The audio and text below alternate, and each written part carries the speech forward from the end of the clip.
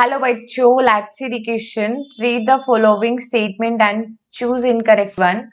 Option A, in the case of angina, a symptom of acute chest pain appears. Option B, heart failure is not the same as cardiac arrest but similar to a heart attack.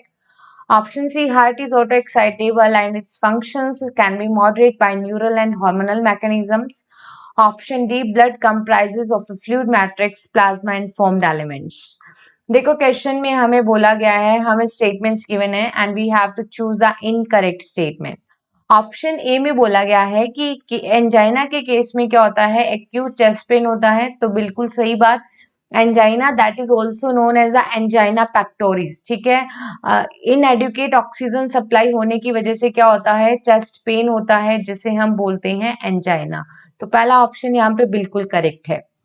Option B में लिखा है कि जो heart failure है that is not the same as cardiac arrest, ये तो point ठीक है, बट आगे लिखा है कि it is similar to heart attack. No, heart failure, cardiac arrest and heart attack तीनों ही डिफरेंट केस है, ठीक है, डिफरेंट टाइप की डिजीज होती है हार्ट की। हार्ट फेलियर में क्या होता है कि जब हार्ट अगर ब्लड पंप नहीं कर पाता, जिसकी वजह से बॉडी के बाकी ऑर्गन्स तक इफेक्टिवली ब्लड सप्लाई नहीं होगी, मतलब ब्लड अगर पंपिंग नहीं हो रही है, तो उस कंडीशन को कहते हैं कि हार्ट फेलियर हो गया, ठीक है। कार्डियक अरेस्ट का मतलब होता है अगर हार्ट बीट नहीं कर रहा, then that is called the cardiac arrest. और हार्ट अटैक क्या होता है कि जब इनएडिक्वेट ब्लड सप्लाई होती है हार्ट मसल्स में, ठीक है, तो उस कंडीशन को कहते हैं हार्ट अटैक। ये तीनों ही डिसिमिलर हैं एक दूसरे से, तो ये ऑप्शन यहाँ पे इनकरेक्ट होगा, क्योंकि यहाँ पे लिखे कि heart failure and heart attack is the same, but it is not the same, ठीक है। ऑप्शन सी में लिखा है कि हार्ट ऑटो एक्साइटेबल होता है, बिल्कुल सही बात, ठीक है। ऐसे नोड है जो इम्पल्स जनरेट करता है हार्ट में, और वो जो नोडल टिश्यूज होते हैं वो ऑटो एक्साइटेबल होते हैं, और इसका जो फंक्शन है वो मॉडरेट किया जा सकता है न्यूरल एंड हार्मोनल मैकेनिज्म से। So it is correct here.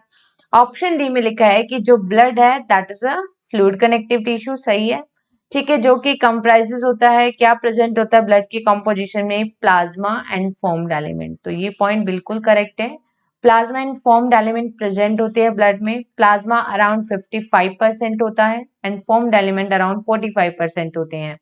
Formed elements में आते हैं आरबीसी, डब्ल्यूबीसी एंड प्लेटलेट्स, और प्लाज्मा के अंदर आता है वाटर एंड प्रोटीन्स। तो ये यहाँ पे करेक्ट है।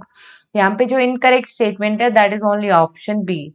So here our correct answer is option B. Best of luck.